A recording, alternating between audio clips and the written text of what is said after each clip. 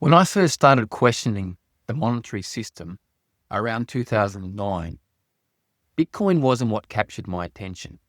Obviously, who outside of the crypto OGs had heard of it at that time? Instead, it was gold. More specifically, it was the work of Mike Maloney. Like many people, I had always taken money for granted. I worked for it, spent it, saved some of it, and assumed the system behind it was reasonably sound. Then the global financial crisis happened, and suddenly people were asking questions they hadn't asked before. Banks were failing, governments were intervening, central banks were creating enormous amounts of new money. Most people were focused on the crisis itself. Maloney was focused on the monetary system that sat underneath it. His argument was that throughout history, governments had repeatedly expanded the money supply, reducing the purchasing power of currency over time. The details varied from one century to another, but the patterns seemed remarkably consistent. His solution was gold and silver. And to be honest, I still think there is a lot of wisdom in that view. Gold has many of the characteristics you would want in money. It is scarce, durable, and difficult to create. Nobody can simply decide to double the global supply next week. That scarcity is precisely why gold served as money for thousands of years. For a long time, that seemed like a complete explanation to me. But then I found myself asking a different question. If gold is such good money, why did societies repeatedly move away from it? At first glance, that seems strange. If gold works, why not simply keep using it? The answer, I think, has less to do with gold and more to do with human nature. Gold creates a practical problem. It is heavy, it is difficult to transport, it is expensive to secure. As economies grow, people naturally begin relying on custodians. Banks store the gold, receipts are issued. Those receipts become easier to use than the gold itself. Initially, this makes perfect sense. In many ways, it improves efficiency. The problem is that over time, the receipts become more important than the gold. And as a result, the financial systems become increasingly dependent on trust. People trust in that the gold is there. They trust that institutions are behaving honestly.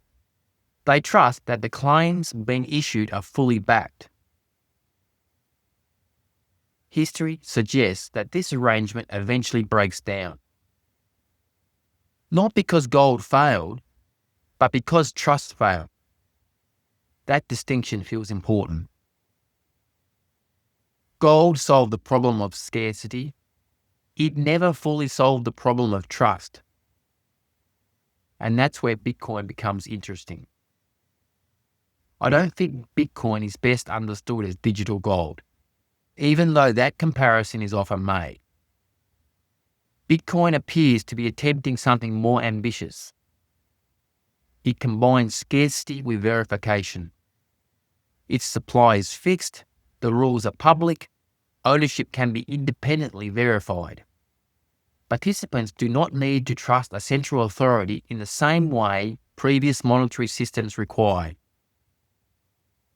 For the first time, it became possible to have a scarce monetary asset that exists digitally and can be transferred across the world without relying on a central institution to maintain the ledger. Whether Bitcoin ultimately succeeds is another question entirely. I don't know. Nobody does. But increasingly, I think that understanding Bitcoin begins with understanding the problem it is trying to solve.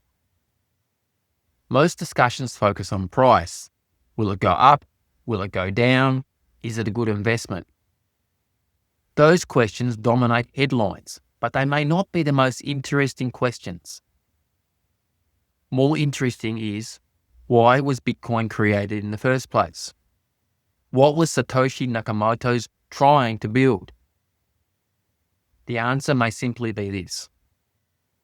Gold showed humanity that scarce money was possible. Bitcoin asks whether scarce money can exist without requiring trust in intermediaries. That doesn't guarantee success. But it does make Bitcoin far more interesting than many people realise.